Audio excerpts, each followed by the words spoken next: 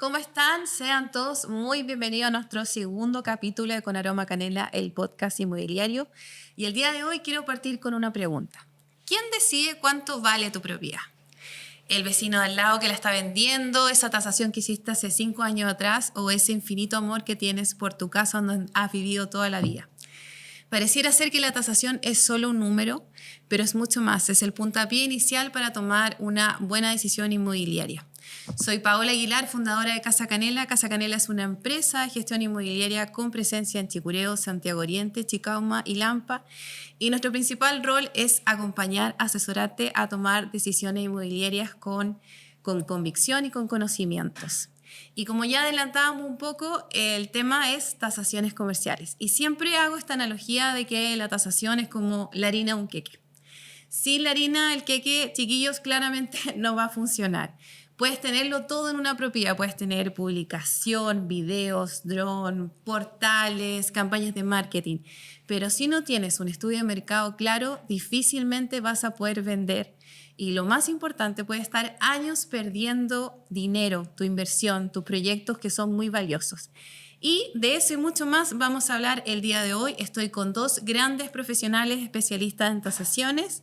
A mi derecha está Matías Echeverría. Mati, bienvenido. Él es CEO y fundador de House Pricing, ingeniero con experiencia en desarrollo de software, ciencia de datos y análisis de información. Mati, bienvenido. Muchas gracias por estar el día de hoy. Gracias a ti. Y a mi izquierda estoy con María José Baeza. La José es arquitecta, tiene más de 13 años de experiencia, trabaja actualmente como tasadora del Banco de Chile, Nexos y por supuesto es parte del equipo de Casa Canela. Chiquillos, bienvenidos. Gracias. Y daba esta introducción al principio, ¿no es cierto?, que a veces nosotros en el día a día escuchamos que el cliente dice, no, es que el vecino de al lado la vendió en tanto, es que le puse paneles solares, es que remodelé la casa completa, es que me quiero comprar el penthouse de la Naya fácil, entonces ahora mi casa ya no vale 15.000, vale 30.000. Chiquillos, ¿quién decide realmente cuánto vale una propiedad? José, ¿qué crees tú? ¿Qué lo marca? El mercado. El mercado, ¿no es cierto? Sí. Sí, bueno, hay todo un tema detrás del valor de la propiedad, como tú decías, partiendo por un tema sentimental. O sea, uno entiende que nacen los hijos crecen, hay todo un tema sentimental y familiar detrás de una propiedad que la gente dice, oye, no la voy a regalar. Sí, está bien, pero veamos el mercado. Uh-huh. Entonces, y ahí aparecemos nosotros con la valorización comercial, y es importante saber lo que rodea dónde está tu propiedad, qué es lo que se ha construido, qué es lo que se ha proyectado, si van a haber colegios, si no hay colegios en el sector. Si hay conectividad también. Claro, entonces finalmente el mercado determina el valor de la propiedad. Desde tu mirada, ¿tú también opinas lo mismo? Como un tema ya, ustedes trabajan también con inteligencia artificial, ¿no es cierto? Es mucho más online.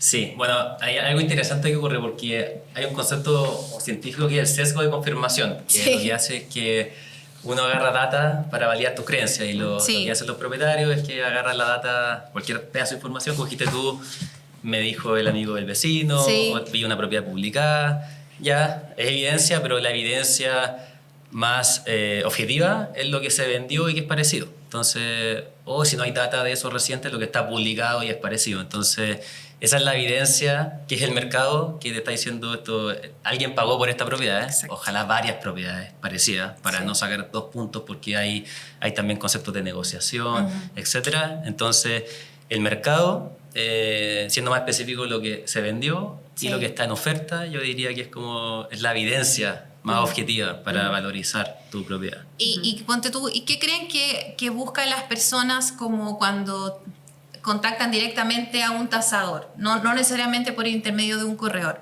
¿Qué es lo que buscan? ¿Buscan reafirmar algo? ¿Buscan asesoría? ¿Cuál es como la experiencia de ustedes? ¿En qué búsqueda están o qué es lo que necesitan? ¿Reafirmar, tener tranquilidad o simplemente decir ya está? ¿Qué es un poco cuál es la búsqueda que tienen ellos? Mira, en mi caso, por lo menos, es muy difícil cuando un cliente particular, por así decirlo, me contacta de forma directa. Mi cliente más frecuente, por así decirlo, son los corredores con experiencia. ¿Y qué pasa? Que el corredor con experiencia sabe que no va a captar cualquier propiedad para tenerla en venta en un tiempo que no va o sea, que no se va a vender y que va a estar ahí dando vueltas y el tiempo finalmente es pérdida de plata. Sí. Entonces, cuando el corredor tiene experiencia y quiere darle un buen servicio, como el servicio integral que tú prestas a tus clientes, sí.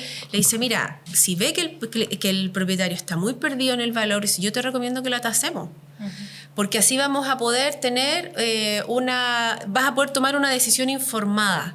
No vamos a perder tiempo, vamos a poner un valor justo y la vamos a poder vender y tú vas a poder seguir con tus proyectos adelante. Entonces, no siempre el cliente está como informado de que la tasación es el puntapié inicial desde donde tiene que partir para poder poner su casa en venta.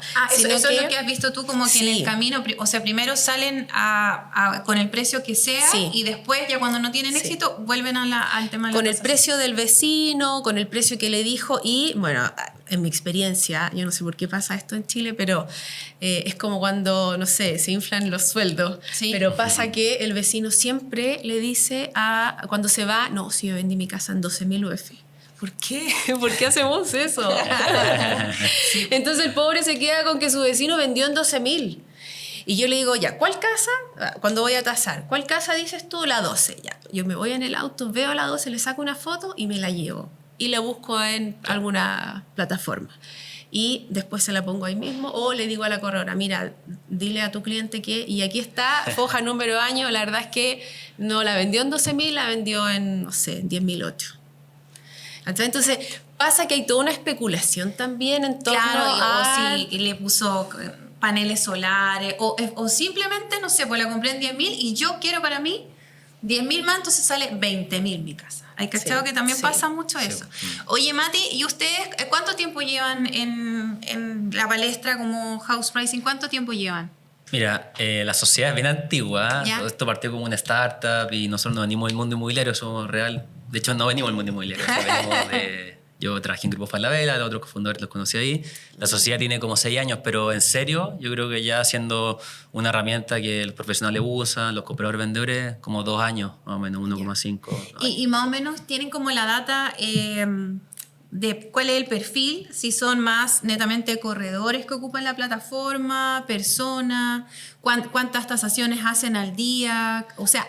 ¿Han visto como el crecimiento que de la gente que se está informando más está buscando o todavía crees que falta un poco que la gente le tome valor a un informe de mercado, una tasación? Mira, hay un nicho que me sorprendió lo grande que es el que va a comprar la propiedad. Esa es la persona que más valora ya sea una tasación o un informe online, porque es la persona que tiene la mayor asimetría de información. Yo voy a ver una propiedad y yo no sé cuál es su superficie regularizada, yo no sé el mercado, y el tema ahí es que el comprador está viendo varias propiedades. Entonces, si quiere hacer un análisis serio, va a tener que gastarse o muchas horas por cada propiedad o pagar varios informes. Entonces, al final... Ese es el nicho que yo me he dado cuenta que valora y paga también por este tipo de... Más que el vendedor en el fondo. Más que el vendedor, porque el propietario... Pasa algo raro con el propietario, que yo todavía no estaba en esta posición personal, así que no puedo hablar tampoco de... Pero yo creo que uno trata siempre de maximizar lo que va a ingresar, ¿cierto? El propietario debe pensar... Uno, ya la tasación es un gasto, entonces me ahorro eso, ¿cierto? Entonces ya ahí es como la ecuación de ingresos, costos, me quiero ahorrar todo lo posible. Sí. 2... Yo siempre como que sobreestimo lo que yo creo que sé. Entonces a lo mejor el propietario dice, no, yo creo que esta casa vale esto, porque por lo mismo que hablamos. Claro. Entonces como que tratan de ahorrarse tiempo, plata, y además sobreestiman lo que ellos creen del mercado. Entonces como que el propietario, por alguna razón, no es el que primero dice, oye, hagamos una tasación, estudiemos bien la propiedad.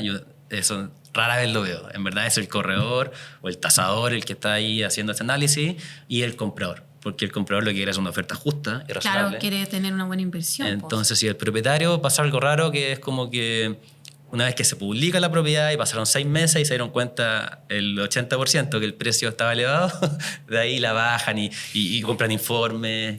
Oye, José, ¿y tu experiencia cuánto tiempo pasa que el cliente dice, ya, ¿sabes qué? Voy a hacer un estudio de mercado, una tasación? ¿Cuánto será? ¿1 año en tomar la decisión? ¿Cuánto se demorará aprox?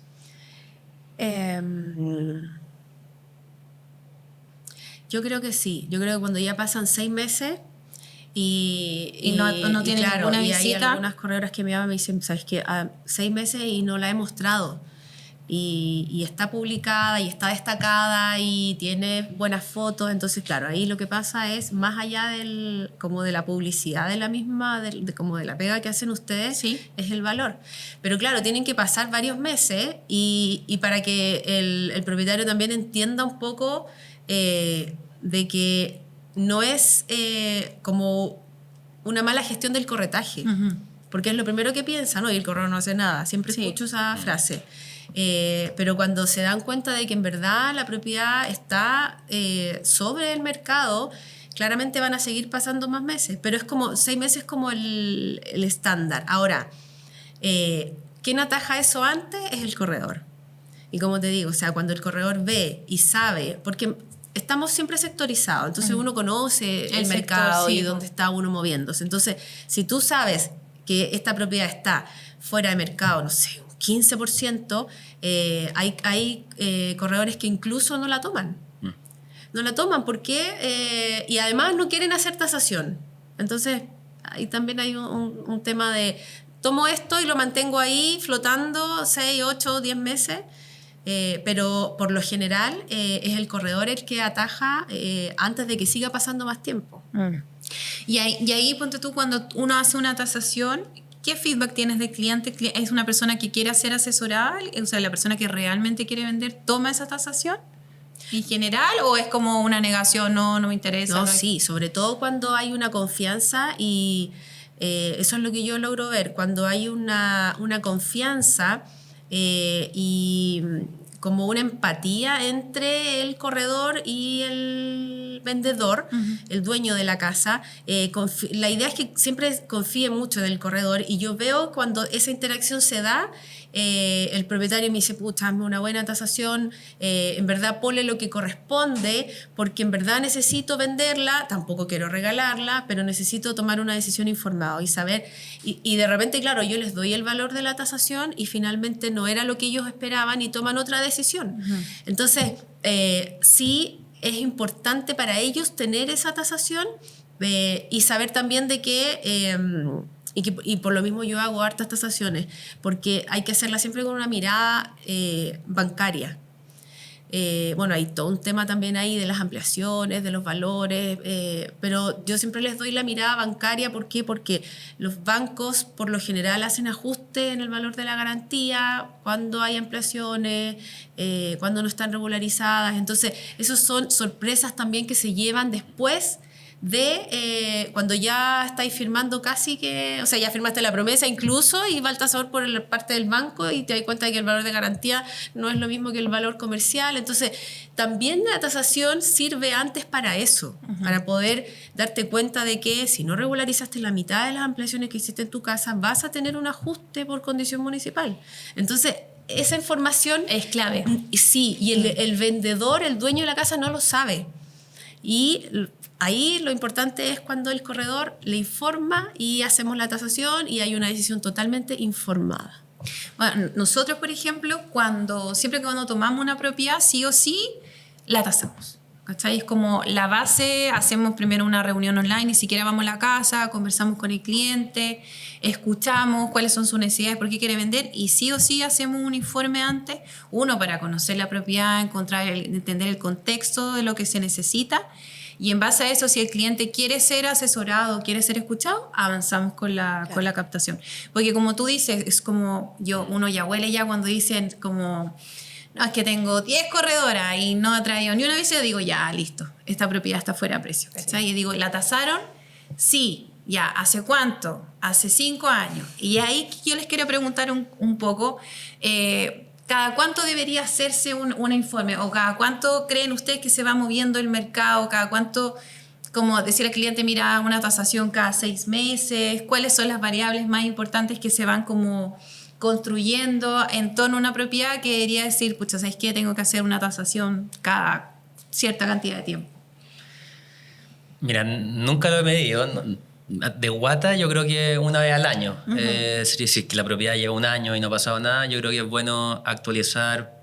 Más que por lo que pasó en las transacciones, a lo mejor el mercado de oferta sí se ajustó. Entonces la gente, no sé, pues a lo mejor yo viendo la data de compra-venta podría decir, mira, la propiedad vale X, pero a lo mejor nosotros igual analizamos la data de oferta para ver ciertas señales, porque a lo mejor la gente se está demorando tanto en vender que igual está ajustando los precios. Entonces, eso es bueno actualizarlo, porque la tasación, además del valor, te va a decir que se está ofertando. Entonces, uno mira todo al final, la recomendación de precio, pero también cuáles son mis competidores, porque yo publico mi propiedad y como que yo estoy compitiendo contra otros, ¿cierto? Entonces, yo diría que máximo una vez al año, pero si ya uno quiere hacer un seguimiento, yo creo que cada 6 meses es suficiente. O sea, ¿Tú qué opinas, José? ¿Encontré que está bien cada 6 meses? Cuando tú si llevo 6 meses y no pasa nada, no se mueve igual. Sí. Mira, yo creo que hay un antes y un después desde la pandemia, ¿cierto? Y yo creo que antes del 2019 podíamos fácilmente tasar una propiedad de un año a otro y tener valores que no variaban tanto. Hoy día sí. Hoy día podemos encontrar una propiedad que tú compraste en el 2021. No sé, ayer mismo estaba viendo unos departamentos que fueron comprados en 3.000 UF y no logro llegar ni siquiera hoy día a una tasación de 2.500 UF. Entonces, porque se compró en la pandemia. Se compró, claro. El famoso bonopié. Entonces, yo he tenido que sufrir después de pandemia, te lo juro, con ese fenómeno. Porque, ¿cómo le explicas? Aparte de que hay que tasar, hay que explicarle como psicológicamente a la persona qué es lo que pasó en el mercado, por qué compró en ese valor. Hay todo un tema también. Entonces, yo creo que ahora, después del año 2019, 2020, todo lo que se compró, hay que ir tasándolo año a año. Incluso, claro, como dices tú, 6 meses sería como ideal. Oye, Mati, yo vi que ustedes publicaron el otro día, pues dice, porque una propiedad bien tasada igual no se vende. Estoy en precio de mercado, está todo bien, tengo mi informe. Y ustedes publicaron en sus redes sociales el 25 de junio un estudio que me pareció bastante interesante, porque justo nosotros teníamos un departamento en Ñuñoa de esas mismas características. Y este año subieron, ponte tú, para la categoría de 2 dormitorios, de 288 unidades a 385 unidades. O sea, subió más de un 30% de competencia, que es importante, ¿cachai? De un año a otro creció un montón. Ustedes, ponte tú, cuando hacen un informe en House Pricing, ponen el tiempo de colocación, análisis de barrio. Cuéntame un poco de qué forma podría tener el cliente un informe robusto para poder tomar decisiones y decir, chuta, tengo el valor a precio de mercado, sin embargo, estoy compitiendo con un 30% más de propiedades versus el año pasado. ¿Cómo generan ese informe para poder entregar un estudio claro al cliente? Sí, hay algunas secciones que lo que nosotros tratamos de apuntar es que sea una real asesoría, porque a veces uno no siempre quiere vender. Que no sea solamente este es el precio, claro, y esto fin, ¿cachai? Porque a veces tú le puedes decir al cliente este es el precio, y nosotros hay una sección que son los días de colocación, y eso lo estimamos a través de la oferta, cuántos días están activas. Hay varios procesos por detrás, pero al usuario en el informe sale tu propiedad en promedio se va a vender en 200 días, así que está publicada a precio de mercado, y un análisis de sensibilidad es selección más que nada para los corredores. Y ahí ponen los días en que, o sea, a ese precio vas a vender en promedio en 30 años más. Claro, o sea, si que tú la subes de precio, como que eso tiende al infinito. Y esa sección la hicimos principalmente para los corredores, porque finalmente es como una negociación donde el corredor a veces tiene que convencer al propietario de que este es el precio correcto, pero ¿por qué es el precio correcto? Y una de las consecuencias es cuánto tiempo va a estar tu propiedad en el mercado. Entonces, si tú la publicas ya sobre precio, eso no se va a vender nunca. Entonces, es un argumento súper potente decir, oye, si tú la querés publicar a sobreprecio, tu propiedad tiende al infinito, básicamente. Entonces, no tiene sentido que hagamos nada. Y los días de colocación es una sección del informe que yo siempre la recomiendo que la use, porque ya cae más precisa y la usamos con lo que... ¿Y esa está por defecto en el informe? Sí. ¿O tú lo tienes que agregar como un ítem No, está todo. El informe, todas las secciones que tiene están por defecto. Es bien largo, son como 9 páginas que la usan desde el inversionista, el corredor, el comprador. Pero sí, esa es una sección que es un argumento súper potente para que el propietario... Lo que ahí yo creo que el desafío es cómo el corredor...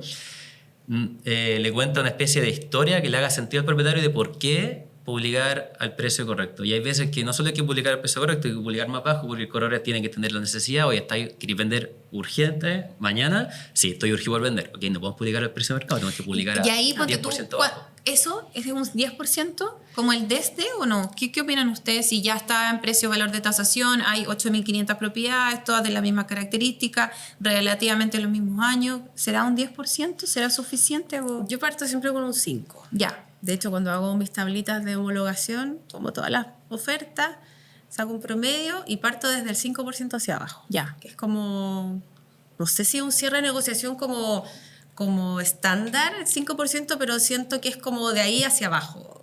Va a depender de cuán desesperado esté el cliente, claro, o las necesidades que tenga para poder vender, claro, rápido, ¿no es cierto?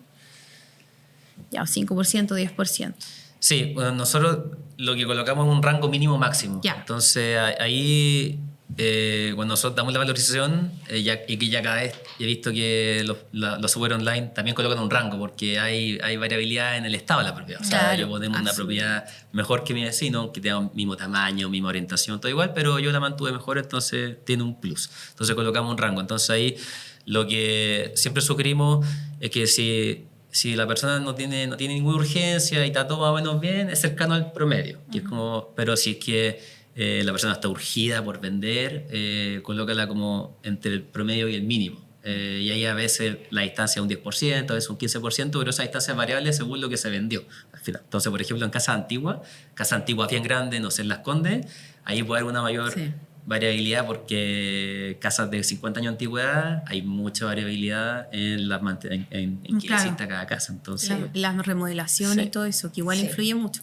Yo creo que ahí, no sé, como sugerencia, el mejor de los escenarios, primero hacer una tasación online, en precio de mercado, y si no pasa nada, hacer una tasación como en terreno, porque también hay que ver las remodelaciones, si se hizo un edificio gigante al lado y te cortó la vista, ¿cachai? Como hay hartas variables que no solamente pasan por la propiedad en sí, ¿cierto? Sí. José, desde la experiencia en terreno, ¿se percibe cuando un barrio tiene mucha oferta? ¿Qué empieza a pasar con las visitas? ¿Qué comienza a exigir el comprador? Ponte tú, no sé, ¿cómo lo ves tú desde la experiencia en terreno in situ? O sea, cuando yo hago mis análisis de la propiedad que fui a tasar, por ejemplo, y siempre tomo un radio de búsqueda de un par de cuadras y de lo que haya en el sector. Si es muy amplio, como parcelas, por ejemplo, agrando mucho más el radio.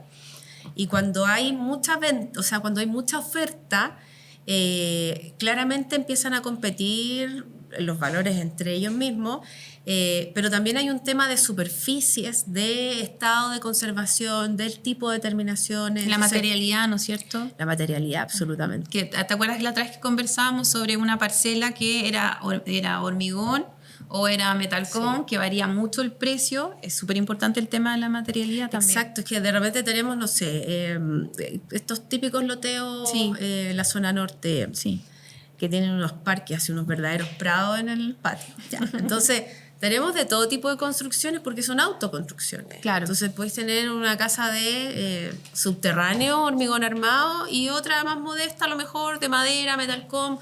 Claramente ahí va a haber un valor, una diferencia, no de un 5 ni de un 10%. O sea, puedes tener una casa de 20.000 UF y en una cuadra más allá, fácil, una casa de 12.000. Sí. ¿Por qué? Porque a lo mejor el valor UF metro cuadrado del terreno pueden ser similares, pero lo que está sobre, y además le vamos sumando obras complementarias, terrazas, piscinas, quincho, estacionamientos cubiertos, metros y metros y kilómetros de hormigón estampado, por ejemplo. Entonces, hay que ir al sector, hay que verlo, hay que darse una vuelta, hay que conocer el lugar donde tú estás tasando. Y eso me pasa de repente con la tasación que es online, porque esa parte no la podemos ver. A mí me gusta mucho la tasación online cuando es una propiedad tipo, por así yo le digo, donde puedes encontrar el mismo modelo en el mismo sector. Un condominio con puras casas iguales. Exacto, ahí el valor es súper certero.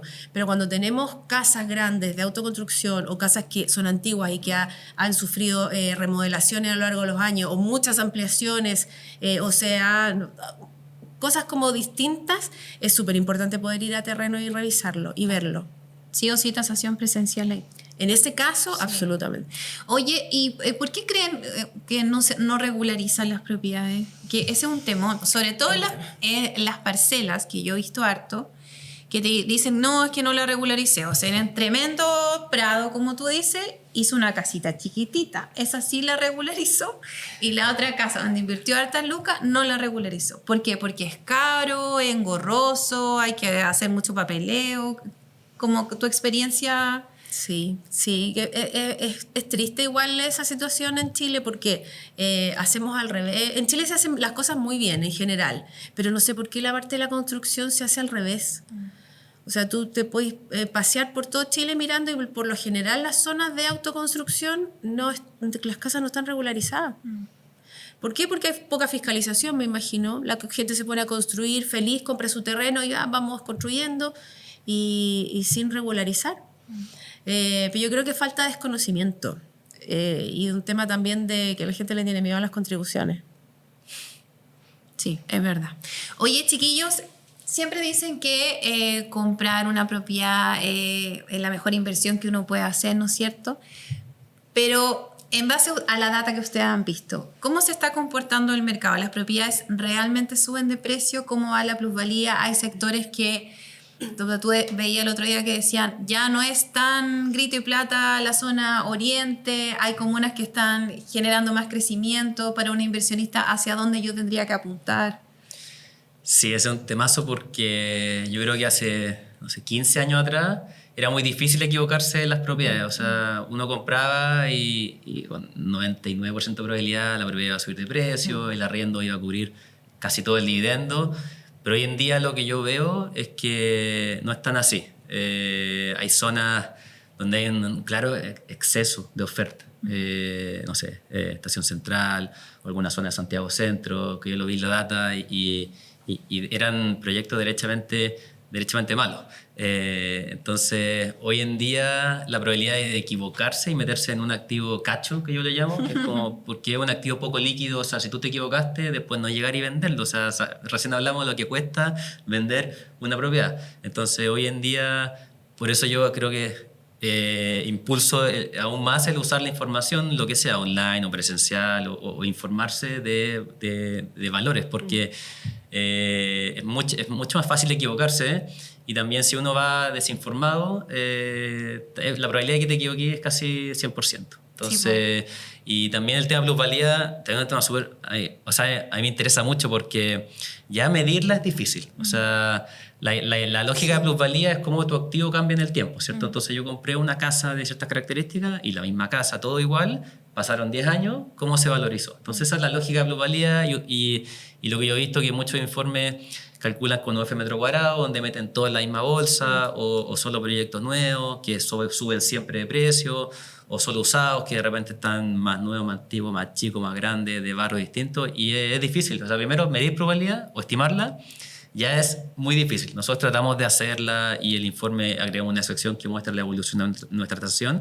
Entonces eso ya es difícil. Y lo que yo he visto en casos, anécdotas de gente que publica historias, que a veces en la asesoría, no sé si el broker o la persona que te está tratando de vender el proyecto te coloca así como una tabla de plusvalía acumulada. Sí, llamas, ahí para y claro, o sea, ya si entraste en una zona con sobreoferta, eso probablemente que plusvalía negativa. O sea, si tú compraste en una zona con sobreoferta, como en Santiago Centro, todas las promociones que te coloquen, tú, si lo quieres ver en 5 años más, lo vayas a tener que vender bajo el precio que lo compraste con alta probabilidad. Entonces, ya ese supuesto se rompe en muchos casos. Entonces, eso es una crítica que yo hago desde mi LinkedIn personal, de como que la industria muchas veces nos muestra las cosas como son.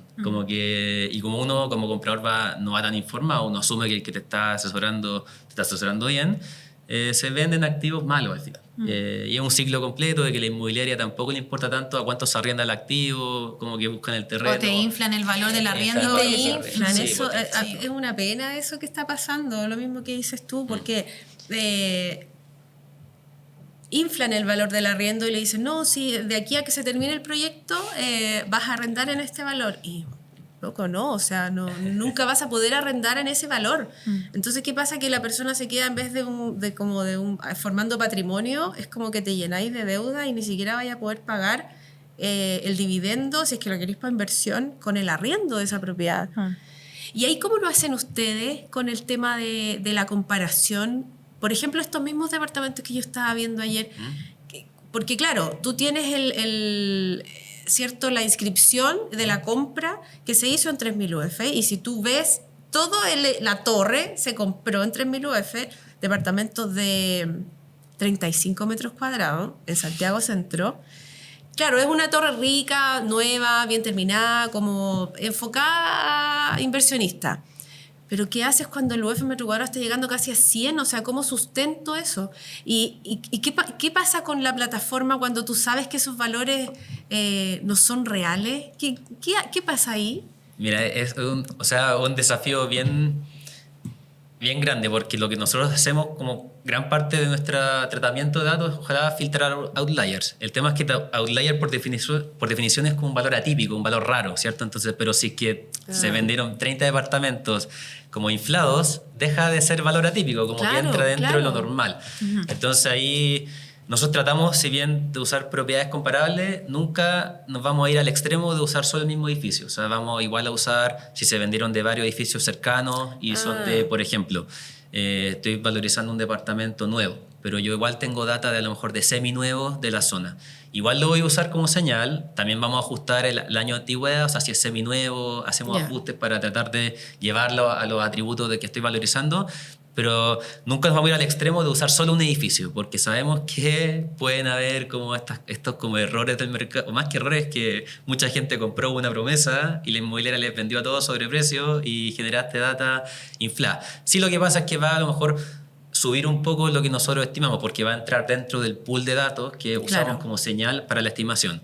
Pero también vamos a usar el otro pool de datos que es el seminuevo o los otros proyectos que están cercanos. Entonces, afecta, sí, pero no afecta tanto porque igual usamos más información cercana del sector como el seminuevo. Entonces, y también usamos la señal de oferta. Eso también es importante porque nosotros usamos compra-venta, pero también usamos la señal de oferta. Y si la señal de oferta está claramente más baja, hacemos como que guiamos al algoritmo, a la heurística, para que use las señales de la forma más correcta. Entonces, nunca es como, no afecta nada, te mentiría, cualquier empresa te diría, no, eso no afecta y lo hacemos bien. No, es imposible.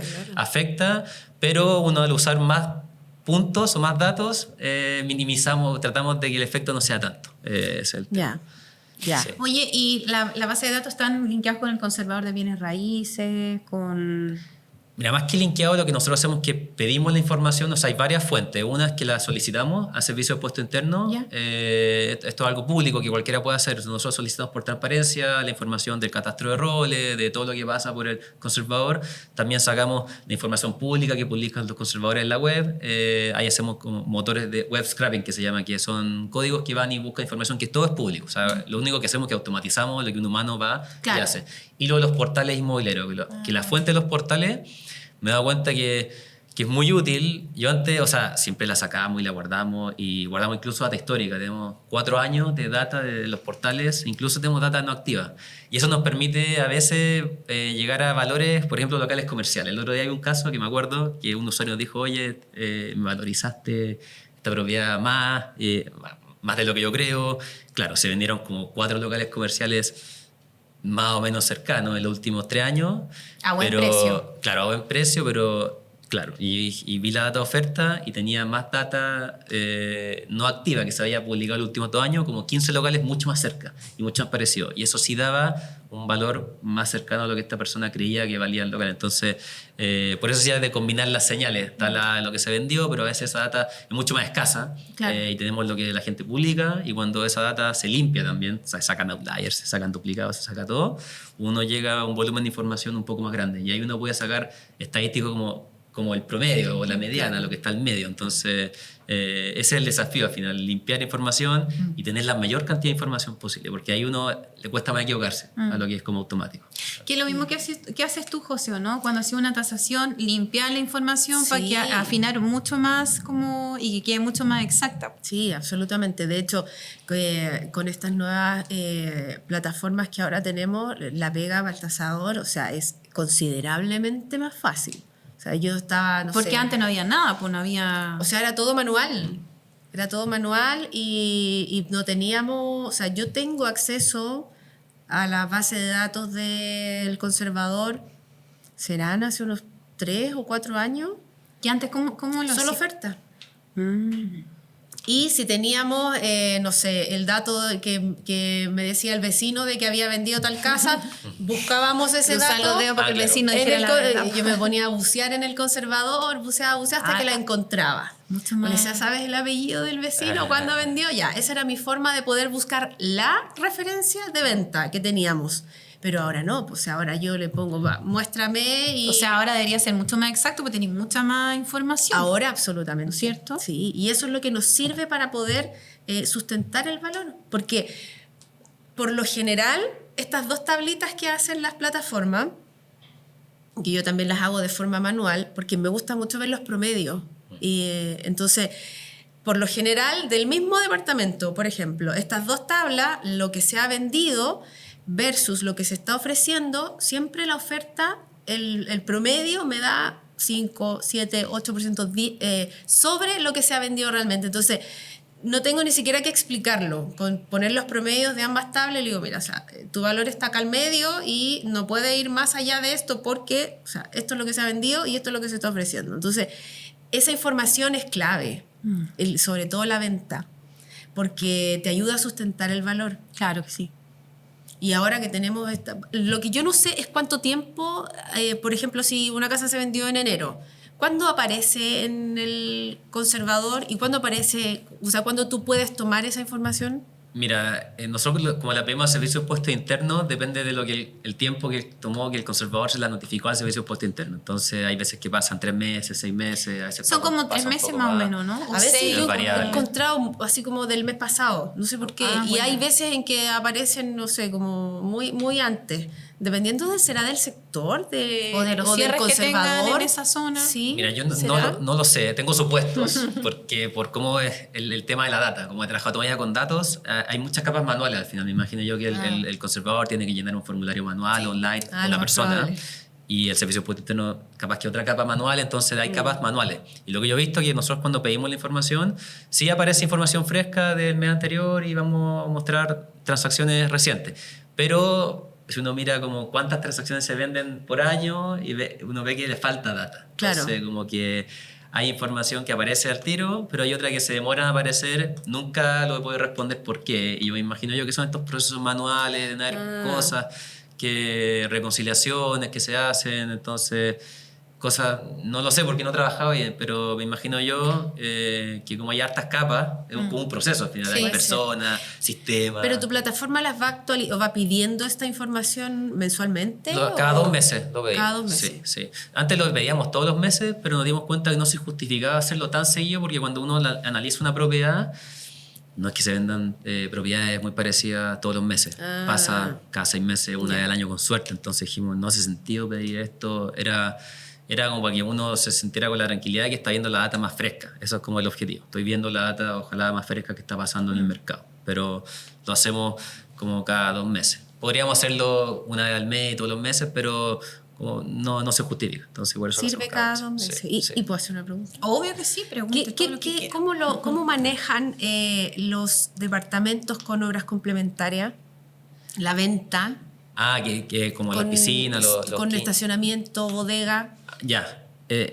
Ahí, bueno, nuestro proceso tiene varias capas. Y una capa es de inferencia o asignación de atributos. Yo necesito estar seguro de que este departamento tiene cuánto metraje útil, total, dormitorio, baño, estacionamiento, bodega. Entonces ahí nosotros triangulamos mucha información. La de servicios puesto interno es como varias capas de triangulación, por eso decirlo, y de confianza. Primero tratamos de determinar con si es que este rol está asignado a estos otros roles secundarios que le llamamos, que es como el rol del departamento, el estacionamiento de la bodega. Si lo logramos asignar con confianza, lo asignamos y decimos ya este departamento tiene un estacionamiento, tiene una bodega, este es el rol de cada uno, y en casi todo lo hacemos así. Pero cuando no lo logramos hacer así, principalmente en regiones la calidad de la data es como más difusa, ahí hacemos modelos predictivos. Entonces, ¿qué hacemos ahí? Que decimos, oye, este departamento tiene todo atributo, está en este lugar y se vendió a este precio. Y el precio, claro, cuando tiene estacionamiento es más elevado. Entonces, hacemos un modelo que dice, ya no tengo la triangulación perfecta del estacionamiento de la bodega. Hacemos modelos predictivos para predecir, que no es perfecto, pero ya cada vez está agarrando más predicción de si este estacionamiento, o sea, este departamento tiene un estacionamiento o una bodega para esos casos. Entonces son varias capas, desde triangular información hasta modelos predictivos que también se alimentan mucho de house pricing. Nosotros mensualmente nuestro tasador tiene como 15.000 usos, o sea, ya se usa harto, o sea, es como el doble que el año pasado, está creciendo, entonces, y ahí la gente nos llena de la información, entonces asumimos que la información que nos llenan es real, la limpiamos obviamente, asumiendo que hay cierto error, pero ahí el usuario nos dice hasta las orientaciones, todo, y ahora estamos haciendo incluso modelos para predecir cuál es la orientación del departamento, que no es tan perfecto, porque hay muchas cosas que no están en el servicio de puesto interno, que ellos no me dicen, este departamento tiene esta orientación, esta tipología. Es que eso a mí me pasa mucho que de repente dudo como de la compraventa en sí, porque me pregunto, digo, bueno, ¿tiene o no tiene estacionamiento? A lo mejor lo tiene porque está como 300 UF más arriba que el resto, ya, y me pongo a averiguar. Después digo, y hay algunos que consideran terraza, otros que no. Entonces ahí de repente como que yo me pierdo un poco y digo, ¿me sirve esta venta para comparar o no me sirve? Porque no sabes si tiene estacionamiento, si tiene bodega. Hay algunos que tienen estacionamiento en tándem, que tienes que sumarle unas 200 UF más. Entonces me pasa con eso que de repente me cuesta clasificar cuál venta en verdad me sirve para poder comparar, porque hay algunos que me distorsionan la muestra. Pues tú dices, ya, dos departamentos de 35 metros cuadrados en el piso 2 y otro en el 8 y tú ves que hay una diferencia de 600 UF. Y de repente es por eso. Claro, el estacionamiento. Es por eso, ¿cachai? Entonces, ¿qué pasa? Que cuando ahí yo voy y la borro, porque ante la duda, entonces por eso te preguntaba, ¿esa información a ti está como clasificada, separada o es host pricing el que hace esa pega? Sí, no. O sea, la información que accedemos, el servicio interno nos la entrega así lista para consumir. Nosotros por eso hacemos esas triangulaciones que son bien precisas. Sí. Y cuando logramos hacer la triangulación de la data que manda el servicio interno, al usuario le decimos que el número de estacionamientos que está ahí, le colocamos la fuente. Esta fuente es de dónde, del servicio interno, o es estimado. Estimado es cuando nosotros hicimos un modelo predictivo para... entonces tú como usuario si dice servicio puesto interno puedes confiar así a ciega, y si es estimado también puedes confiar porque ya usamos mucha data que viene de house pricing, que es como, y también, o sea, son mucha información y ya tiene varias iteraciones. O sea, nosotros colocamos esto ya hace como un año y hemos ido iterando con feedback de usuarios, casos reales, y algo que colocamos no sé si habéis visto un informe de house pricing, pero al final cuando colocamos las transacciones comparables con Salvador, para los departamentos colocamos el número de estacionamiento y bodega porque era un atributo especialmente para departamentos, no sé, de las 2.000, 3.000 UF. Hay un departamento, no sé, en Zona Oriente, Santiago, te mueve el 15% hasta la propiedad. Entonces necesitáis saber si tiene o no tiene estacionamiento. Era súper importante. Entonces por eso hicimos un proceso que si bien no es perfecto, o sea, no hay procesos perfectos que te puedan decir, estas son todos los atributos. Si alguien te dice eso es mentira, pero sí con alta precisión lo tratamos de determinar. Oye, chiquillos, ¿cómo ven cómo se proyecta Santiago Centro?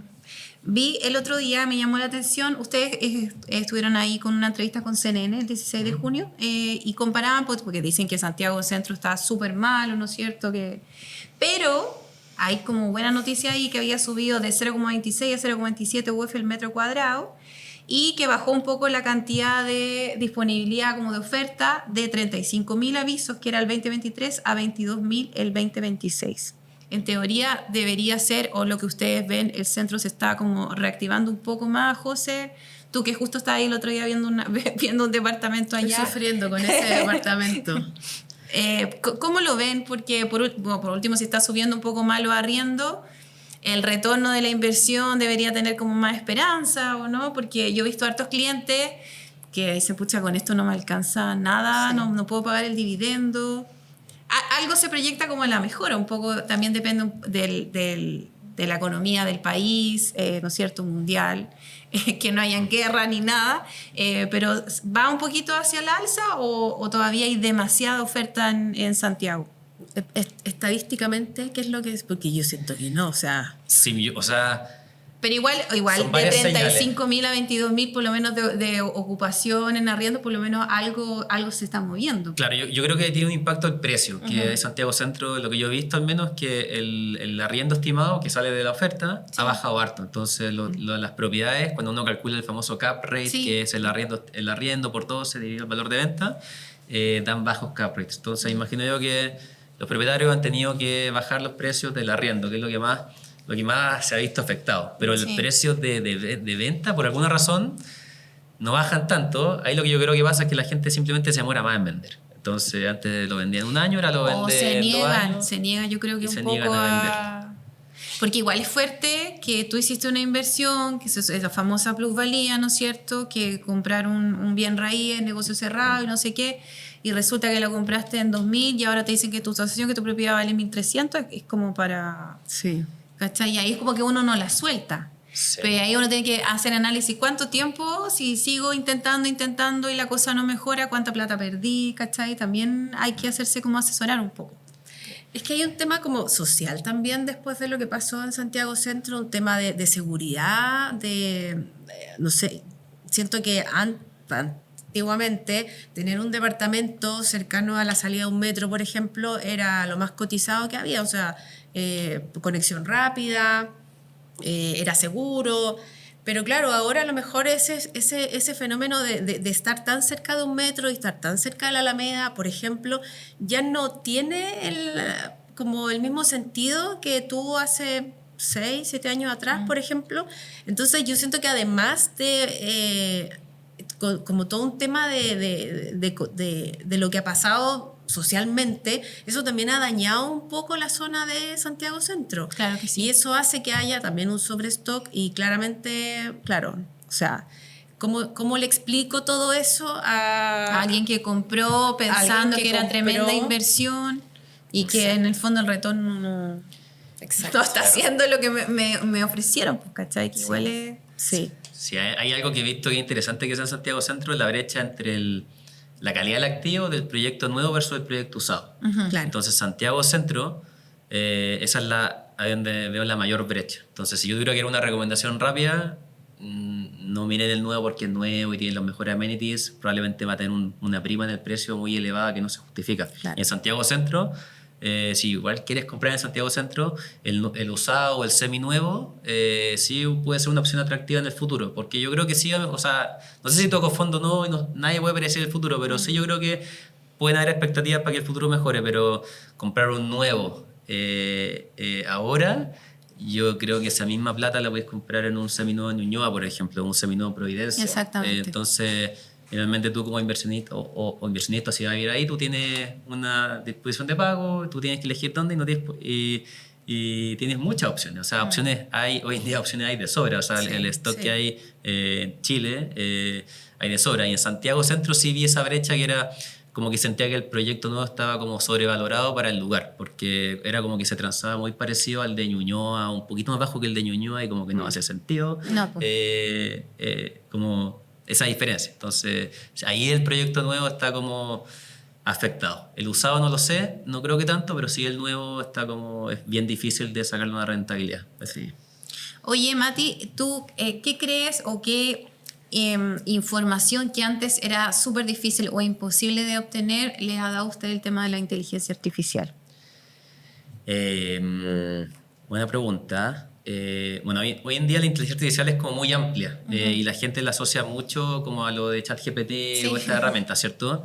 Yo creo que la inteligencia artificial, bueno, uno nos da velocidad, o sea, si queremos hacer algo lo podemos hacer mucho más rápido que antes y eso es mejor para nosotros para construir productos y mejor para todos ustedes que se benefician de esta información. Entonces, esa es una de las cosas que yo sí he visto, un cambio brutal de velocidad de idea a prueba o tener algo, entonces, o acceder a algo. Entonces, eso es algo que a nosotros ha sido un impacto brutal, o sea, de velocidad de implementación. Entonces, eso, la inteligencia artificial sí nos ayuda mucho, pero la inteligencia es como un poco más amplia y hay una parte que son como los modelos que aplicamos nosotros, lo que está como lo que hace ChatGPT y Claude, y ahí los modelos son como aprendizaje automático, machine learning, que es como esta parte, y ahí es donde nosotros en House Pricing hace harto. Entonces, eso es lo que nosotros como contribución que hacemos, digamos, un poco para la... Y lo otro que me gustó mucho es lo que dijiste al inicio, porque la mayoría de los informes que tú tienes son de los compradores. Y eso es súper importante. Y yo me he dado cuenta hace rato que el comprador se hace experto en la zona, ¿cachai? Para que a lo mejor no le pase el día de mañana lo que está pasando en Santiago. Tener alta data, alta información, lo ayuda a tener una compra como más segura, con mayor data, con mayor conocimiento, para tomar una decisión que de repente, no sé, te puede costar toda la vida. Pues. Informada, absolutamente. Exactamente. Oye, José, ¿cuál ha sido la conversación más difícil que te ha tocado tener con un propietario? Tú que haces tasaciones en terreno, que estás como con el tú a tú, que es distinto más tipo, tú no ves al ser humano. ¿Cuál ha sido como la conversa más difícil que te quedó así como en tu experiencia? El reclamo posterior, porque la gente seguía con mi teléfono. Entonces... bueno, muchas anécdotas, pero una de las cosas que siempre me toca explicar y que no es tan fácil es que, de hecho, me mandan hasta el presupuesto, la factura de lo que compraron, por ejemplo, en el home center. Entonces me dice, oye, hice un quincho de 28 millones de pesos, entonces yo quiero que eso salga los 28 millones de pesos en el quincho, en la tasación. Y la piscina salió 15 millones. Está revestida en Diamond Bright y tiene agua caliente y jacuzzi, no sé qué. Entonces tengo que explicarle, o sea, el mercado sustenta esto que está en el sector, en tu zona. Puede que dentro de esta banda de valor tu casa sea la más alta, perfecto, pero nunca vamos a poder salir de este mercado. O sea, y eso me toca explicarle que el costo de construcción de lo que pagó la mano de obra no está directamente relacionada, no va a ir directamente al valor, así como factura, tasación, no. O sea, como te digo, tengo que ubicar la casa dentro de esta banda de valor que me reconoce el mercado del sector. Entonces, eso me cuesta mucho poder... la gente no lo cree, no lo entiende, porque me dice, oye, yo puse los mejores materiales, está perfecto, pero eso es en favor a tu propiedad y, como te digo, dentro de este sector puede que sea la más cara, pero no vamos a poder nunca salir del mercado que está tu casa.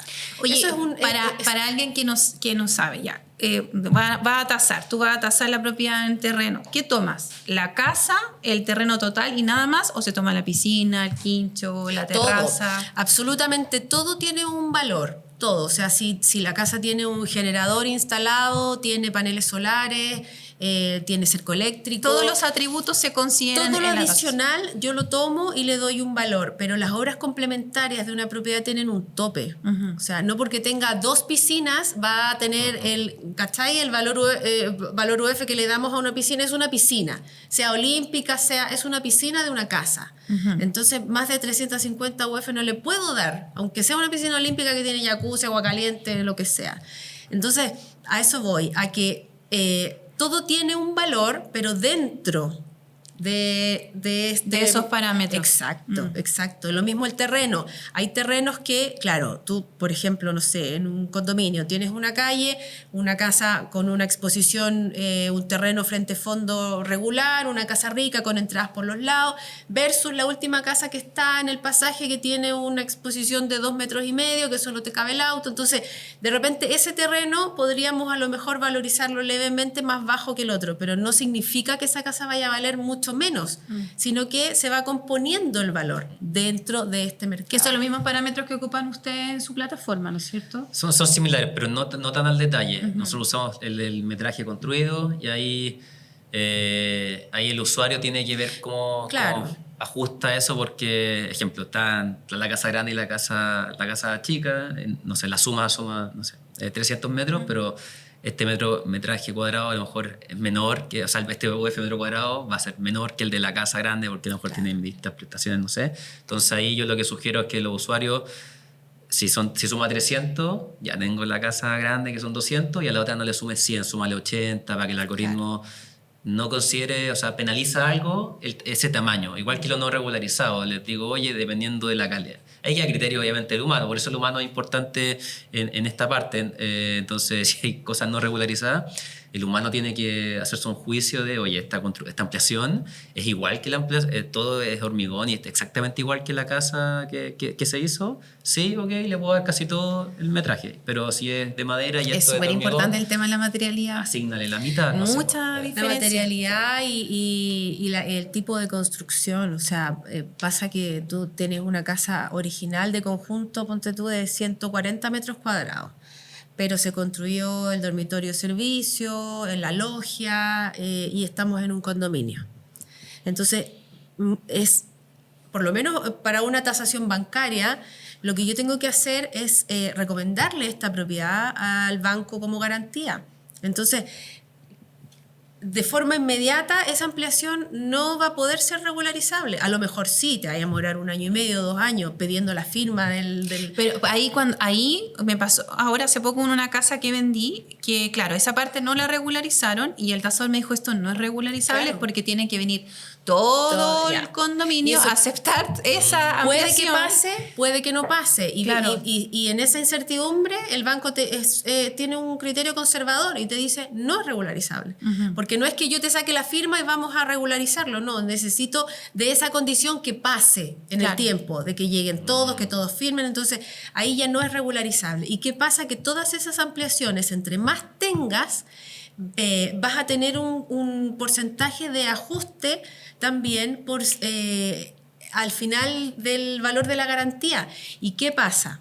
Lo mismo de nuevo. Si yo tengo esta casa de 140 metros cuadrados, tengo la logia, tengo el dormitorio servicio, le construí atrás un quincho cerrado que casi es una segunda casa, todo eso va sumando como ampliaciones y de nuevo, yo tengo que esta casa dejarla valorizada dentro de este mercado.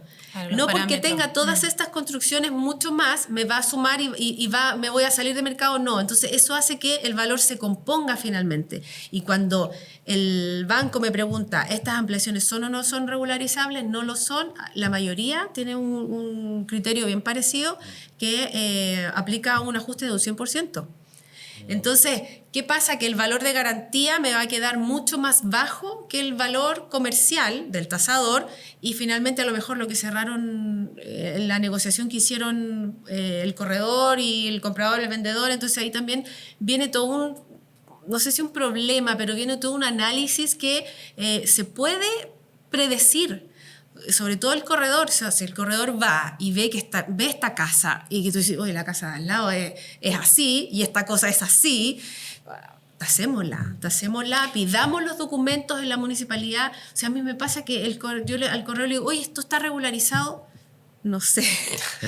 ¿Cachai? Entonces no podéis no saber. O sea, tienes que saber y si no está regularizado, saberlo. Y si está, traigan los papeles de la municipalidad, búsquenlos antes. Porque eso también es otro tema. Igual ese es un tema importante. Estoy pensando yo como dueño de una propiedad. Si yo quiero vender, de pronto a lo mejor saber en qué cosas tengo que invertir, porque hay gente que invierte mucho en su casa, que le puse no sé cuánta UF y resulta que después para venderla no va a ser eso mismo, ¿cachai? Sí. Pues todo tiene que ir con los parámetros. Es que sí, porque es desconocimiento de repente también de la gente decir, construyamos más para que valga más. Eso. Y la verdad es que no, porque el mercado va a tener un tope en ese sector y no vas a salir de ese valor como del global, del general. Oye, Mati, ¿y Pinilla vendió su casa o no la vendió? Mira, no seguí de cerca porque sigan como al cuarto, ese caso interesante. Cuéntate la historia, pues, Mati, que, bueno, Pinilla se fue a quiebra, entonces... Remató su casa. Claro, remató su casa en Chicureo, que el valor comercial creo que supera los 25.000 UF, no sé cuánto es. Y el tema es que... La había puesto en 30.000 y algo al principio. Sí, los acreedores creo que definen el precio creo que no me acuerdo qué empresa lo está asesorando en el remate, pero Colliers, sí, ahí me acordé. Entonces Colliers de hacer un estudio le dice a los acreedores, oye, una estrategia de remate, al final la casa, no sé, yo nunca he ido a un remate, no sé cómo funciona, pero imagino que es como, oye, la casa vale esto, publiquémosla esto para maximizar el precio y lo que vamos a obtener en el remate. Eso es lo que me imagino que tratan de buscar. Entonces, el primer precio que publicaron era como de 75.000 UF. y el remate no llegó a nadie. O sea, nadie, ni siquiera... ni siquiera adiós. Vacío. Y luego dijeron, oye, parece que publicamos muy alto. Muy alto. Ok, bajemos el precio. Y en el siguiente remate, creo que colocaron un precio mucho más bajo, como a la mitad, 18.000 UF. Y ahí llegó gente y llegó una oferta. O sea, se hizo una oferta por 24.000 UF, creo que aproximadamente. Y los acreedores rechazaron esa oferta porque pensaban que... ¿Muy baja? Lo que pasa es que creo que el crédito hipotecario era por 28.000 UF, no me acuerdo, o 26.000 UF, parece que, claro, no alcanzaba a pagar el monto del crédito el del saldo pendiente. No me acuerdo cómo era el detalle, pero los acreedores rechazaron la oferta porque querían, creo que los 30.000 UF, querían una cifra que... y yo vi el caso y corrí un informe de house pricing, o sea, lo corrí, y en ese sector, en Chicureo, hay data, o sea, las casas son relativamente comparables, igual hay harta data, o sea, si bien es un sector de lujo, pero es un sector de lujo muy comercializado. Entonces, ¿dónde es? En Chicureo. No sé en qué parte de Chicureo, pero parece que Las Brisas o en la Hacienda, una de las dos. Una de las dos. Una de las dos. Entonces yo saqué el informe y lo vi, y el valor de mercado nuestro era como 26.000 UF. Máximo 28.000, 29.000. O sea, máximo cuando la casa está soplada, o sea, le hiciste todo. Y yo como publico harto contenido, publiqué mi opinión en LinkedIn y como la noticia era que se iba a otro remate, donde iban a publicar, no sé, un precio elevado, y dije, este remate probablemente va a fracasar. Y aquí van las razones: porque la casa no vale eso, Pinilla la había comprado hace 5 años, como a 25.000 UF, no sé. Entonces la tasación da un poquito más de lo que la había comprado Pinilla, todo hacía sentido. Yo las transacciones y todo hace sentido. Entonces, claro, mi opinión era más otro remate. Iba a fracasar, esa es mi predicción, o sea, esto va a fracasar. Y lo interesante es que mi post le llegó, se hizo medio viral y le llegó al que hizo la oferta. Y me agregó y me dijo, oye, primero comentó en mi post, me dijo como, oye, esa casa está llena de humedad, hay que invertirle mucha plata, o sea, y yo dije, ¿cómo esta persona sabe tanto? Y ahí me agregó y me dijo, oye, yo hice la oferta. Bueno. ¿Una persona natural? Una persona natural me dijo, ¿quiénes son ustedes? ¿Qué es house pricing? Ah, y dije, maravilloso. oye, aquí va el informe, como creo que estáis pagando la capa de arriba, esa casa. El tema de la importancia de la asesoría. Claro, y ahora que tú me dijiste todos estos como matices que yo le llamo, que es como la casa había que casi que invertirle 100 millones de pesos, dije, vale 20.000 UF, 21.000 UF con suerte, de acuerdo a lo que yo veo a la data. Y me dijo, oye, muchas gracias. No avanzó, él dijo ya mucho. Y no se vendió la casa. Pero entonces fue al remate sin tasar la casa antes. Sin siquiera no sé si le hicieron esa como evaluación de mercado. No, pero la hizo después. No. Ah. Sí, de ahí, o sea, no le pregunté, pero bueno, ahora muchos que van a remate usan house pricing por un tema de velocidad, porque no tienen tiempo para sacar tienen que tener una referencia, no pueden poner un número por poner. Y muchos que van al remate usan house pricing para tener una idea más o menos de cuánto tienen la puja, porque si la casa vale esto, yo tengo que pujar máximo acá. Entonces, la información que tenía era cuánto pago Pinilla por la casa. No sé, a lo mejor tenía solo eso. Pero sí. Vamos, noticia en desarrollo, chiquillos. Oye, estuvo muy entretenida la conversación. Lamentablemente ya estamos con el tiempo. Quiero agradecer a la José, a Mati por la disposición, por venir a conversar, por entregar contenido de calidad, valioso. Así que esperemos que les haya gustado y nos vemos en otro capítulo. Muchas gracias. Gracias por la invitación. Gracias a ti por la invitación.